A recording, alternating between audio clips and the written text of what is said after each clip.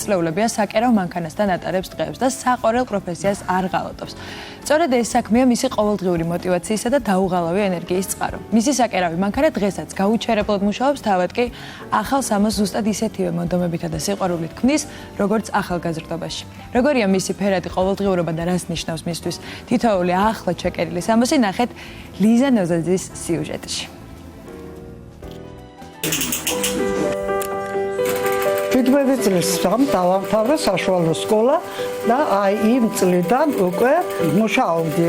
შემდეგ გადავწყვიტე რომ რადგან მინდოდა და მიყვარდა პროფესია, დედამ ყავდა მკერავი, ის მიშლიდა, არ უნდოდა რომ მესწავლა, მაგრამ მე ძალით ვყარავდი ილეთებს რაღაცებს, რასაც აკეთებდა და ჩემთვის ვინახავდი და მუშაობდი ჩემთვის ჩუმად.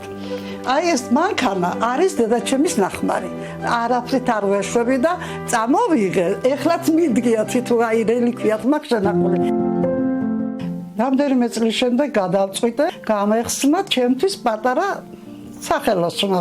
შემდეგ დავიწყე თანამშრომლობა ხაშურის ქორეოგრაფიულ ანსამბლს ფრესკასთან თანამშრომლობა. ანსამბლს როხლა მარტო ცეკვა არ არის, მთავარი არის იმისი გაფორმებაც. არ გამჭირებია სხვათა შორის ჩოხებზე მუშაობა ცოტა რთული იყო, მაგრამ დავიწყე და კარგად გავართვი თავი. ქართული სამოსის შეკერვა განსხვავდება იმით, რომ შენი ქართული შეკერვის სახეობას ძალიან ბევრი აკვირდება. სასცენოა, არ არსებობს, უნდა იყოს ის ძალიან დაყოცილი, ძალიან კარგი. პირველად მე ჩოხა დავიწყე, ხაშურელი ქალბატონი იყო, რომელიც ჩემი კლიენტი იყო, მომხმარებელი იყო და მთხოვა 7 ბიჭისთვის უნდა შემეკერო, დიდები მოზრდილები იყვნენ, პატარები არა. ჩოხები ცოტა შევჩერდი პირველად. მე გადავწყვიტე, არა, უნდა შევკერო მეთქი. შევკერე მართლაც ბოდოსფერი ჩოხები, საუკეთესოები იყო. ის აი რო უყურე და მეთონაც მომწონდა. ძალიან მიყვარს ჩემი პროფესია, ძალიან. ოპერაცია გავიკეთე მე მკერდის, ჩამოვედი 19 გაბა შევკერე. დაჭრილები მქონდა, ისე გავიკეთე ოპერაცია და რო გამოვედი, მე შევკერე ყველა 19 გაბა არ დამავიწყდება. ფექსობ გავარ მაინც. არ მინდა დავნებდე.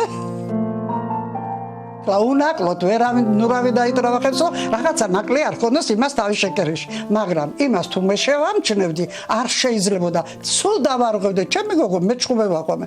რატო არ ვქალო არ ჩანს? რას ქვია არ ჩანს? ის თვაში მოსახვედრი შეიძლება იმისთვის არ არის, მე ხო ვხედავ მეთქი, მაგრამ უნდა დავარღვ, არ მეზარება. დავშლი მთლიანად არ დამეზარება. აი რო ჩავაცმევდი და ვხედავ რომ რაღაცა თუ პატარა ნაკლი აქვს, იმას გავხდი მე გავასწორებ და გავატანისე. აი ეს ჩემთვის დიდ შემონებას მანიჭებს, რომ იმ სტანზე სასე ლამაზად დავინახავ. ძალიან მიყვარს ჩემი. მე ერთი დღე არ შემიძლია აი რაღაცაც რომ მაწუხებდეს, ფიქრობ ხოლმე დაისვენე, არ შემიძლია. მე ღამე დავიძინებ. მე ოცნებობ და ვაანალიზებ ჩემ თავში.